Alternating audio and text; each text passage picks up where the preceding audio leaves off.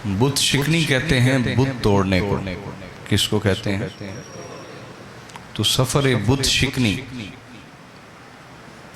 हज़रत इब्राहीम अलैहिस्सलाम से लेकर हज़रत मुहम्मद मुस्तफ़ा तक सल्लल्लाहु अलैहि वसल्लम। हज़रत इब्राहीम अलैहिस्सलाम को अल्लाह ताला ने एक उम्मत करार दिया। क्या बोलिए? अल्लाह ताला ने फरमाया इन्ना इब्राहीम काना उम्मतन क़ानितन लिल्लाहि हनीफ़ा। बेशक इब्राहीम अलैहिस्सलाम एक फ़र्द वाहिद होने के बावजूद अल्लाह की एक फर्माबरदार उम्मत की तरह थे। यानी जिस तरह एक पूरी उम्मत मिलकर अल्लाह की फर्माबरदारी बजा लाए, अल्लाह के अहकाम की तामील करे, हुक्म की तामील करे और पूरी उम्मत मिलकर अल्लाह की फर्माबरदारी करे, तो वो एक अज़्म, एक ताकत, एक इरादे, एक फर्माबरदारी की बड़ी आला सूरत और नमूना होते हैं, एक पूरी उम्मत। और ये आसान नहीं होता कि पूरी उम्मत ही अल्लाह की फर्माबरदार हो। ये आसान बोलिए? तो अल्लाह ताला ने फरमाया कि इब्राहीम अलैहिस्सलाम अपने जज्बे, अपने हौसले, अपने इरादे, अपने अज़्म मुसम्मम, मजबूत इरादे और जोहद मुसलसल मेहनत और किरदार में इस्तिकामत और मुस्तकिल मिजाजी, इन तमाम पहलुओं और इसके सिवा जितने पहलू जिस पे हमारी नज़र नहीं जा सकती, उन तमाम पहलुओं के एतबार से पूरी अल्लाह की फर्माबरदार उम्मत की तरह थे। इसलिए आपकी ज़िंदगी को गौर से सुनना चाहिए और देखना चाहिए कि आज के दौर में सफ़र तौहीद और बुत शिकनी के मामले में हमारी जिम्मेदारी क्या है। नमरूद को उसके बहुत से नजूमियों ने ये खबर दे दी थी कि एक ऐसा बेटा पैदा होने वाला है जो तुम्हारी बादशाहत के खात्मे का सबब बन जाएगा। तो उसने हुक्म जारी कर दिया कि कोई मर्द अपनी बीवी के पास नहीं जाएगा। अगर किसी की औरत हामला मिली, पकड़ी गई, तो उसको भी, हमल को भी और उसके शोहर को भी कत्ल कर दिया जाएगा। ये कुरान पाक में उसके जुल्म का जिक्र है बाकायदा कि वो शोहर और बीवी के दरमियान उसने जुदाई डलवा दी थी कि कोई मर्द अपनी बीवी के पास बिस्तर पे नहीं जा सकता, रात को जा ही नहीं सकता। किसी की बीवी हामला नहीं होनी चाहिए वरना तीनों को मार दिया जाएगा, हमल को भी, उसकी माँ को भी और उसके शोहर को भी। तो ऐसे में बहुत सारे लोग, अब जाहिर सी बात है कि ये तो एक फितरत के खिलाफ हुक्म था ना, ऐसा हो तो नहीं सकता था। बहुत सारी हामला औरतें पकड़ी गईं, जेल में डाल दी गईं, कईयों को मार दिया गया, कईयों के शोहरों को सजा हुई, कईयों को कत्ल कर दिया गया। एक ऐसा माहौल उसने पैदा कर दिया। ऐसे माहौल में हज़रत इब्राहीम अलैहिस्सलाम के साथ आपकी वालदा हामिला हुई। अब जैसे हामिला हुई तो उन्हें फिक्र दामनगीर हो गई कि नमरूद का हुक्म तो ये है, ये मेरा बच्चा भी मार देगा, मुझे भी, मेरे शोहर को भी। अब मैं क्या करूं? तो अपने शोहर की मुशावरत से उन्होंने ये तय किया कि मैं जब तक वज़ा हमल नहीं हो जाता, डिलीवरी नहीं हो जाती, वज़ा हमल नहीं हो जाता, बच्चा पैदा नहीं हो जाता, तो तब तक मैं शहर में नहीं आती, बल्कि दूर दराज पहाड़ों की किसी गार में तब तक रहूंगी। तो आपकी वालिदा वज़ा हमल तक एक पहाड़ की गार के अंदर पनाह गुज़ीर रही।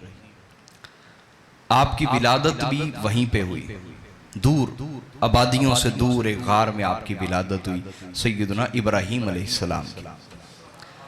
ये मैं किन की बात सुना रहा हूं? जो जद्दुल अंबिया है, जद्दुल अंबिया, और जिनको मेरे आका जनाबे रसूलुल्लाह जब भी बुलाते तो कहते अना दावतु अबी इब्राहीम, मैं अपने बाप इब्राहीम की दुआ हूं। हुजूर जब भी अपना तारुफ कराते हैं ना, जनाबे हजरत मोहम्मद मुस्तफ़ा सल्लल्लाहु अलैहि वसल्लम, हमारे आका जब भी अपना तारुफ कराते तो फरमाते अन्ना दावतु अबी इब्राहीम, मैं अपने बाप इब्राहीम की दुआ हूं। मेरे बाप इब्राहीम ने दुआ मांगी थी तो उनकी दुआ बन के मैं दुनिया में आ गया हूं। वो आगे आएगी बात। तो इससे पता यह चला कि अगर बाप आला हो तो उसको अपने बाप के नाम के साथ पुकारना भी चाहिए। आला निस्बतों पे इंसान हमेशा खुश होता है, शर्मिंदा तो नहीं होता ना। बस ये इस उम्मत के अंदर ये मिजाज आ गया कि जो सैयद हैं वो खुद को आले रसूल ना कहें। ये मौलवियों ने ये आपका ज़हन बना दिया है। रसूलुल्लाह की औलाद के दुश्मन उलमा ने, अगर कोई सैयद अपने आप को रसूलुल्लाह की औलाद कहता है या हुजूर को अपना बाप कहता है तो ये उस पे पाबंदी है कि वो ये निस्बत जिक्र ना करे। वो कहते गुरूर करते हैं जी। तो मेरे नबी हजरत इब्राहीम को जब भी बुलाते, दूसरे भी तो नबी थे ना, दूसरे भी नबियों का जिक्र करते, लेकिन जब हजरत इब्राहीम का जिक्र करते तो फरमाते अन्ना दावतु अबी इब्राहीम, मैं अपने बाप इब्राहीम की दुआ हूं। मैं अपने बाप इब्राहीम की दुआ, बाप कह के बुलाते। जिक्र जो निस्बत थी अपनी खून की, जो रिश्ता था खून का, उसका जिक्र करते, उसका बोलिए जिक्र करते। और कुरान ने जगह जगह बयान किया। सूरह काफ में देखिए, हजरत मूसा अलैहिस्सलाम को मजदूर बना के लगा दिया हजरत खिजर ने कि दीवार बनाओ जी, गारा बनाओ, ईंटें इकट्ठी करो, दीवार बनाओ। तो मूसा अलैहिस्सलाम बाद में बोल पड़े, अजीब आदमी, अगर इनकी दीवार बनानी थी तो इनसे कोई मजदूरी तय कर लेते। तो उन्होंने बाद में राज खोला, व काना अबूहुमा सालिहा, कहा हमने इनकी मजदूरी इसलिए की है, दो नबियों ने, मूसा अलैहिस्सलाम और खिजर अलैहिस्सलाम, दोनों ने मिलके इनकी मजदूरी इसलिए की है इन बच्चों की, इसलिए कि इनकी सातवीं पुश्त में एक शख्स था जो अल्लाह का नेक बंदा था। एक नेक शख्स की औलाद चूंकि एक नेक बाप के साथ निस्बत रखती है, तो दो नबियों ने उनकी दीवार तामीर की। तो कुरान तो इन अजीम रिश्तों की निस्बत बताता है, लेकिन उलमाए सू, बुरे उलमा, ये सिर्फ रसूलुल्लाह की औलाद के लिए पाबंदी लगा देते हैं कि वो ये निस्बत बयान ना करें। अगर कोई बयान करे तो कहते गुरूर करते हैं, इन्होंने गुरूर है। अच्छा, तुम्हें रसूलुल्लाह का गुलाम होने पे शर्मिंदगी है? तुम्हें गुलामी पर शर्मिंदगी नहीं, बल्कि तुम कायनात की सबसे बड़ी सादत इसी को समझते हो कि हुजूर की निस्बत नसीब हो गई, गुलामी की, अब्दियत की। तो हुजूर के साथ गुलामी की निस्बत जुड़े तो आप तो इसको दुनिया की सबसे अजीम नेमत समझते हैं। और जिनको अल्लाह ने गुलाम होने की भी निस्बत दी और औलाद होने की भी निस्बत दी, उन्हें शर्मिंदा रहना चाहिए। बहरहाल इस मिजाज का कोई इलाज नहीं। ये ला इलाज लोग हैं ऐसे उलमा, ला इलाज मर्ज और बीमारी है उनको, वो नहीं ठीक हो सकते। अल्लाह ताला हमें हुसैनी रखे और हमारी नस्लों को भी हुसैनी रखे। तो हजरत इब्राहीम की विलादत भी गार में हुई। अब वालिदा क्या करती, चूंकि आपके शौहर को भी आपकी जरूरत होती, तो सुबह को दूध पिला के आ जाती और रात को फिर दूध पिलाने चली जाती। अब इस दरमियान में जब हजरत इब्राहीम अलैहिस्सलाम को भूख लगती तो अपना अंगूठा मुंह में डाल लेते। अपना अंगूठा, बच्चे नहीं अंगूठा मुंह में डालते, तो अंगूठा मुंह में डालते, ये दाहिने हाथ का अंगूठा मुंह में डालते। तो अल्लाह पाक ने आपके अंगूठे से शहद जारी फरमा दिया था। वालिदा आए ना आए परवाह ना होती, अंगूठा चूसते रहते, उससे शहद आता रहता। तो इस तरह आप अपनी जिंदगी के अयाम गार में बसर करते रहे। जब आपकी उम्र मुबारक 2.5-3 साल या इससे ज्यादा बाज रिवायतों में हो गई, 7 साल की तकरीबन उम्र हो गई, उस वक्त आपकी वालिदा फिर आपको शहर वापस ले आई और आपके वालिद का इंतकाल हो गया बचपन के अंदर ही। फिर जो आपका चचा था आजर, उसने आपको पाला।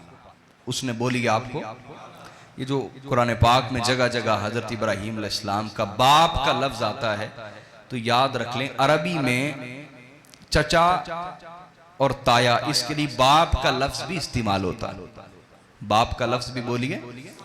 ये मेरा मौजू नहीं, अभी कभी सवाल हुआ तो